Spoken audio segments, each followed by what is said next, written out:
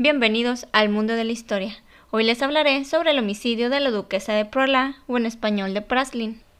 Françoise Sebastiani nació en Constantinopla el 14 de abril de 1807. Fue hija de Auguste François Sebastiani y Jean-François Antoine Fanny, apodada Fanny Sebastiani. Su abuela materna era Louise Marc de Conflans, que era una marquesa. François provenía de una familia acaudalada, pues su padre, Auguste Sebastiani, era un político, diplomático y miembro del ejército francés, que el día después de su boda se le designó para reemplazar a un general en la embajada de Constantinopla. Viajó con su esposa, pero Fanny Sebastiani murió casi un año después de una fiebre puerperal, a solo 3 semanas de haber dado a luz a la pequeña Françoise Sebastiani. Con el paso del tiempo, todos la llamarían Fanny Sebastiani, igual que a su madre. A su regreso a Francia, el padre de la pequeña Fanny Sebastiani y ésta fueron recibidos con mucho cariño. La pequeña, desde ese día, y toda su infancia fue llenada de amor, ternura y obsequios por sus tíos y abuelos. Tenía una hermosa relación con su abuela materna, con quien se escribía constantemente. Auguste Sebastiani también era par. Este título se le otorgaba a personas de alto rango de la nobleza francesa y a ciertos condes, duques o miembros importantes de la Iglesia Católica. Fanny se convirtió en una joven muy hermosa, de tez blanca, esbelta, cabello oscuro y ojos azules. Su futuro marido, Charles-Éloi Urtubald, nació el 29 de junio de 1805. Hijo de Charles Renoir Lau Félix, que ostentaba el título de duque de Prola y formaban parte de la corte imperial. Su madre era Charlotte Loire Olympe, hija del conde de Breteuil, quien fue confidente de la reina María Antonieta. Charles Touval era un hombre muy apuesto, y con las facilidades que su apellido y su ascendencia le conferían. En 1823 conoció en un baile a Fanny Sebastiani, a quien encontró muy bella y no esperó en llenarla de elogios. Ese mismo año, Fanny Sebastiani estaba decidida a casarse con Touval, pues aunque había recibido 9 propuestas de matrimonio, prefirió al futuro duque de Prola. La boda se celebró el 18 de octubre de 1824, cuando ella tenía 17 años y él 19. Su boda fue todo un acontecimiento, ya que ambos pertenecían a 2 familias aristocráticas muy importantes, y aunque en esa época se acostumbraba a casarse para afianzar alianzas y aumentar las riquezas de cada familia, ellos se veían muy enamorados. Su primera hija nació el 14 de septiembre de 1826 y la llamaron Isabel. Y le siguieron 8 hijos más, que nacieron durante los siguientes 15 años, en los cuales Fanny también sufrió algunos abortos. Como es de imaginar, después de alumbrar a esa cantidad de hijos, la belleza de Fanny y su esbelta figura se esfumaron rápidamente. A la edad de 32 años sufría de sobrepeso y era muy enfermiza. En tanto, su esposo Touval era un hombre ensimismado, tranquilo y frío, que con el paso del tiempo se vio abrumado y sobrepasado por los episodios de su esposa. Aún así, ella se esforzaba por reconquistarlo. Le escribía múltiples cartas de amor y le suplicaba que se acercara a ella. Era un torbellino de emociones relacionadas con su profundo amor y obsesión con su esposo. Esto se puede advertir de su diario y de las cartas y notas que le enviaba a su marido varias veces al día, a través de un mozo que trabajaba con ellos. El 28 de enero de 1838, ella le escribió: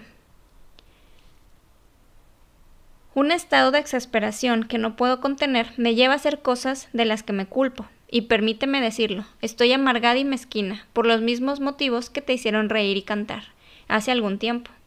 Si supieras cuánto lamento hacerte tan infeliz, pero en verdad ya no tengo cabeza, ya no me conozco, todo me divertía y me gustaba. Un poco de paciencia te lo ruego, pronto estaré tranquila, resignada, te lo prometo. Tiempo después, cuando su marido tuvo que salir de viaje, su esposa le escribió lo siguiente: no puedo esperar a volver a verte. Quiero creer que todo saldrá bien. Te amo demasiado para no corregirme, y eres demasiado bueno para siempre culparme, huir de mí y avergonzarte de mi ternura. Y así se leen diversas cartas que Fanny Sebastiani le escribía a su marido, entre lamentos, culpa, exigencias, amor, desamor y reclamos. En 1841 ocurrieron varias cosas importantes. En 1841 ocurrieron varias cosas importantes. Murió el padre de Tobalt, y éste comenzó a tener una vida más atareada, ya que se convirtió en duque y ocupó cargos en la política. Incluso formaba parte de la corte del rey Luis Felipe I de Francia. Inició los trabajos de restauración del castillo Valois-le-Comte para convertirlo en una residencia familiar.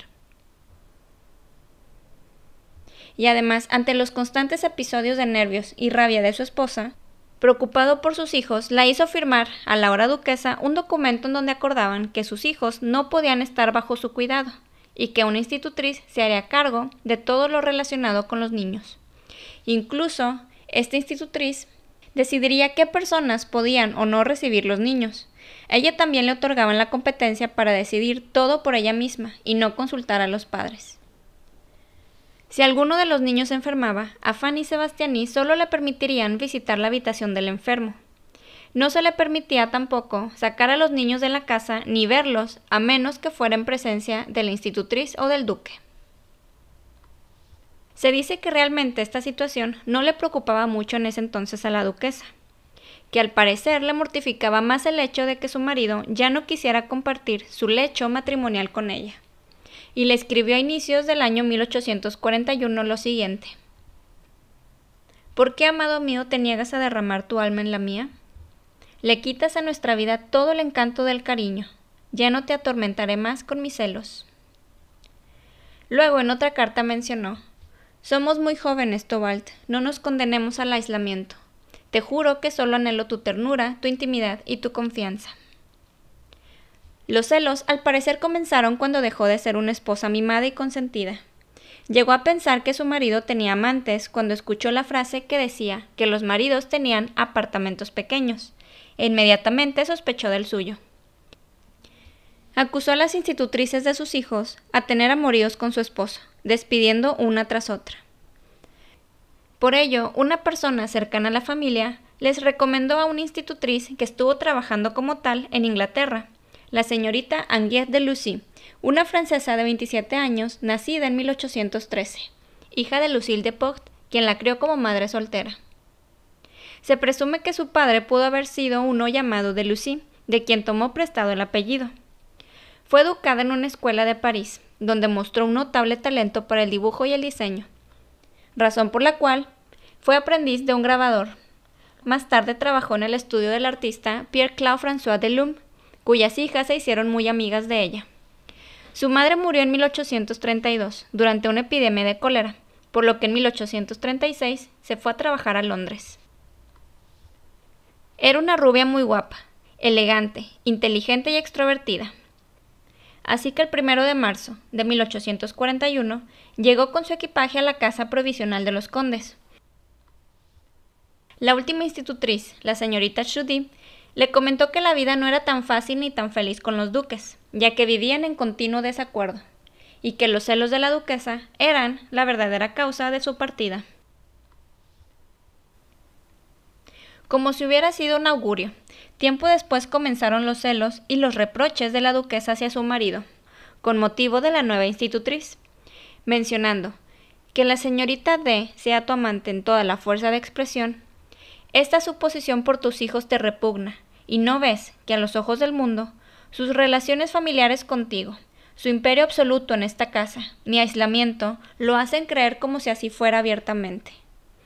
Y continúa relatando sobre jarrones y vajillas que rompieron en muchas de sus peleas. En 1843, en una carta dirigida a su cuñada, la duquesa le advierte sobre la señorita de Lucy, refiriendo: ella es una persona peligrosa y fatal, cuyas intrigas, astucia y espíritu de dominación han roto los lazos más sagrados ante Dios y en la naturaleza. Mis pobres hijos, Louis y Berthe, están completamente dominados, fascinados por ella, como su padre. Piensa que ha logrado hacerse pasar por la amante del padre de sus alumnos, que me lo demuestran todas las palabras que me llegan de todos lados. Piensa en cuánto dañará esta reputación el futuro de nuestros pobres hijos. Llegó a dibujar incluso una caricatura de las actitudes de la señorita de Lucy con su marido. La relación entre los duques no mejoró. Incluso los sirvientes de la casa tampoco estaban contentos con Anguiette de Lucy, diciendo que era una mandona. Los rumores del amorío entre de Lucy y el duque no se hicieron esperar.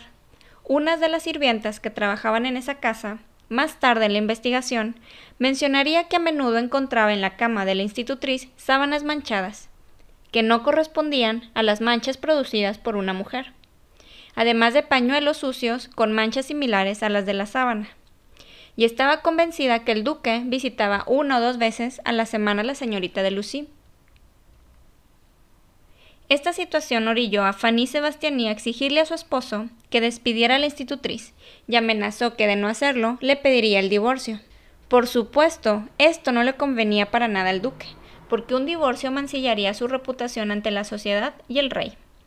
A regañadientes, en la primavera de 1847, el duque de Prola se vio obligado a decirle a Henriette de Lucy que tendría que abandonar su empleo, por temor a las amenazas de divorcio de su esposa. El despido ocurrió en el mes de julio de ese año, pues los hijos de los duques enfermaron de escarlatina y tuvieron que esperar hasta que se recuperaron. Henriette de Lucy estaba muy afligida por haber sido despedida de su empleo, ya que se había encariñado con los niños y quizás con el duque. No tardó en encontrar un nuevo trabajo en un colegio de niñas. Desafortunadamente, tuvo el arrebato de escribir varias cartas a los duques reprochándoles su despido. Fanny Sebastiani, su esposo y sus hijos fueron a vacacionar a la ciudad de Dieppe, en Francia. Ahí la pareja visitó por separado a sus amigos, pero juntos tomaron el ferrocarril de Cobá, que los llevaría de regreso a su casa. Regresaron la noche del martes del 17 de agosto de 1847. Ya era muy noche cuando llevaron a sus hijos a la cama, y más tarde aún cuando se retiraron a sus respectivos aposentos, ya que dormían en habitaciones separadas, las cuales se ubicaban en la planta baja de la casa y estaban divididas por una antecámara que las conectaba. A la izquierda había un tocador conectado a la habitación de Fanny, y a la derecha una pequeña habitación que precedía el dormitorio del duque. Los sirvientes de la casa dormían en el primer piso. La madrugada parecía tranquila. Entre las 4 y las 5 de la mañana, Madame Leclerc, una de las mucamas de la duquesa, escuchó el timbre, con el cual le solía llamar a sus trabajadores. Madame Leclerc se apresuró a ver qué necesitaba la duquesa, y se dirigió a la habitación de ésta. La habitación estaba cerrada, algo que era muy inusual. Luego comenzó a oír gemidos o gritos ahogados, y trató de abrir nuevamente la puerta. Sus esfuerzos fueron en vano. Se retiró para pedir ayuda a los otros sirvientes. Cuando regresaron, todos escucharon más gritos y conmoción en la habitación. Ellos intentaron desesperadamente abrir la puerta, hasta que alguno de ellos recordó que había una puerta que no se cerraba con llave, que conducía a la habitación de la duquesa a través de la antesala que conectaba ambos dormitorios. Cuando llegaron por fin a la habitación, la encontraron completamente oscura, con un olor metálico y a pólvora. Encendieron las velas a su alcance y encontraron a la duquesa tendida en el suelo en un gran charco de sangre, con varias heridas en su garganta y en su cuerpo. Esta no se movía. Se dieron cuenta que la habitación estaba con algunos destrozos, obviando el hecho que hubo una especie de lucha o pelea en ese lugar. Describieron una mesita que había sido derribada, varios pedazos de porcelana en el piso. Las cortinas de la pared tenían huellas de una mano ensangrentada, al igual que la cuerda de la campana con la que se llamaba al ayudante de cámara. Había manchas por todas partes, en la alfombra, taburetes, muebles, incluso un camino de sangre que conducía a la habitación del duque. Las primeras conclusiones a las que llegaron los detectives fueron que no hubo ningún intento de robo, ya que el jardín fue examinado meticulosamente y no reveló pasos ni rastros. Al observar el cuerpo de Fanny Sebastiani, encontraron en sus manos apretadas cabellos del mismo color y largo que el del duque. Cuando fue interrogado por la policía, Charlotte Duvalt mencionó que escuchó ruidos en la habitación de su esposa. Se levantó de su cama y se dirigió hacia ahí. En el camino escuchó ruidos y decidió ir por su pistola. Una vez que entró en la habitación de la duquesa, intentó defenderla de un hombre. Y fue la pelea con el asesino lo que causó el ruido que escucharon sus empleados. aseguró que el asesino huyó por la ventana, que al ver a su esposa muy herida la abrazó y se manchó de sangre, por lo que se tuvo que retirar a lavar su bata, para que no lo vieran así sus hijos. Y respecto a que en su chimenea encontraron restos de tela, mencionó que se trataba de una bufanda que ya no quería, y que la había arrojado a las llamas un día antes. También encontraron restos de piel y de cabello en la culata de la pistola del duque, sobre lo cual mencionó que efectivamente era su pistola, pero que no le era posible explicar lo demás. En esa investigación participó Auguste Ambroise Tardieu, médico forense y criminólogo, que escribió más de 5.000 informes forenses durante su carrera. A él se le atribuyó la idea de examinar por primera vez un arma homicida bajo un microscopio. Fue el arma que utilizaron para el homicidio de la duquesa. Al hacerle una exploración médica en el cuerpo del duque, encontraron varios raspones recientes en su piel. Este mencionó que se había golpeado y que algunas heridas habían sido causadas por la hebilla de su pantalón. Sobre lo demás no pudo decir nada. También hallaron más restos de ropa de hombre quemada en otras partes de la casa. Los investigadores indicaron que el duque había quemado la ropa que vestía al momento de cometer el crimen. Las investigaciones continuaron y registraron la oficina del duque, en donde localizaron un mango roto de un cuchillo, con restos de sangre. Decidieron incautar diversos documentos y cartas, entre las cuales se percataron de los múltiples reclamos de la ahora difunta a su marido, y el probable romance entre este y Henriette de Lucy. Por ello, emitieron una orden de arresto en contra de Lucy, culpándola de ser la autora intelectual del crimen. Como era de esperarse, se hizo un gran revuelo por el asesinato de la duquesa. Las personas comenzaron a amotinarse exigiendo justicia. Temían que el duque quedara en libertad, por ser rico y pertenecer a la nobleza. Por su parte, el rey Luis Felipe sabía que su debilitado gobierno no soportaría un escándalo de tal magnitud. Imagínense, un miembro de su corte acusado de asesinar a su esposa. Así que rápidamente convocó a la corte de los pares, quienes eran los que debían estar de acuerdo en si se arrestaba o no al duque. Durante el traslado del duque a Luxemburgo, en donde se le encarcelaría, le fue incautado al duque un frasco que contenía arsénico, el cual llevaba escondido entre la ropa que vestía. Los interrogatorios continuaron y se le cuestionó sobre los arañazos, heridas y mordidas que tenía en su cuerpo, pero daba respuestas muy vagas, culpando del homicidio de su esposa a un ladrón. Estaba muy claro que Fanny Sebastiani luchó con todas sus fuerzas antes de morir a manos de su esposo. Al menos eso fue lo que determinó el fiscal general. Que el duque de Tubalt intentó degollar a su esposa mientras se encontraba dormida, que ella se despertó y, como lo permitieron sus fuerzas, luchó contra él. Después la golpeó con la culata de su pistola. Entretanto, el estado de salud del duque de Prolà comenzó a deteriorarse de manera repentina, desde el día siguiente al asesinato. Comenzó a ingerir arsénico y láudano, pero murió una semana después, el 25 de agosto de 1847. ¿O quizás no murió? Esto te lo contaré un poco más adelante.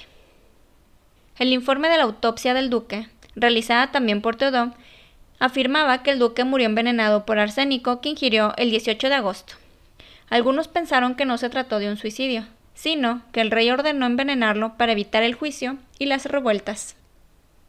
Henriette de Lucy no fue llevada a la prisión de los ricos, sino a la de Conciergerie. Cuando ésta se enteró de la muerte del duque, entró en una total desesperación. Fue puesta en libertad hasta el 17 de noviembre por falta de pruebas.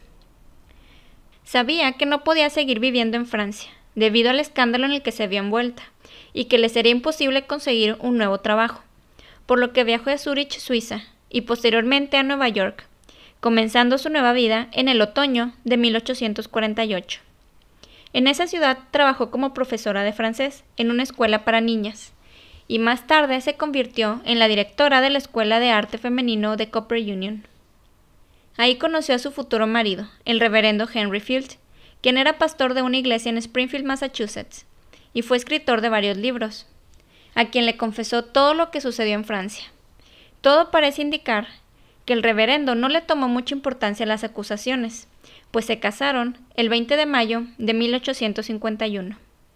La pareja vivió entre Springfield, Massachusetts y Nueva York. 4 años más tarde, de Lucy compró acciones en un periódico, y poco a poco se convirtió en una de las mujeres más respetadas y distinguidas de Nueva York. También escribió el libro Home Sketches of France, que se publicó de manera póstuma. Delucy murió el 6 de agosto de 1875 en Nueva York, pero su vida fue perpetuada por una de sus sobrinas nietas, de nombre Rachel Field, quien escribió una novela titulada All This in Heaven Too, la cual pasó a la pantalla grande en 1940. El crimen de la duquesa de Prola tuvo fuertes repercusiones políticas. Fue el último de una serie de escándalos que socavaron la confianza en la corte del rey Luis Felipe. La creciente desigualdad de las clases sociales y la anulación del juicio por el suicidio del duque contribuyó a la sangrienta revolución de 1848, culminando con el reinado de Luis Felipe y dando inicio a la Segunda República Francesa. Rápidamente comenzaron a circular rumores respecto a que el rey había ayudado al duque a fingir su muerte y huir. Una teoría sobre la muerte del duque es que se escapó, ayudado por el rey y personajes de la nobleza. Se dice que viajó de Francia a Nueva York, pero que ahí fue reconocido y tuvo que viajar a California, Estados Unidos. Ahí conoció a un alemán de apellido Teufel, que vivía en San Juan del Sur, Nicaragua. Charlotte Obald emprendió camino hacia ese país, en donde cambió su nombre a William y se hizo pasar por un médico naturista. En 1855, al parecer se casó con una mujer de la región y tuvieron 5 hijos, y se dice que murió en 1822 por un ataque de apoplejía. Muchas gracias por llegar hasta aquí. Si te gustó el video, dale like y compártelo con tus amigos. Suscríbete a mi canal y activa la campanita para que no te pierdas ningún dato curioso e interesante de la historia. Cuéntame en los comentarios quién piensas que haya asesinado a la duquesa y si crees que el duque no murió en Francia. Y nos vemos.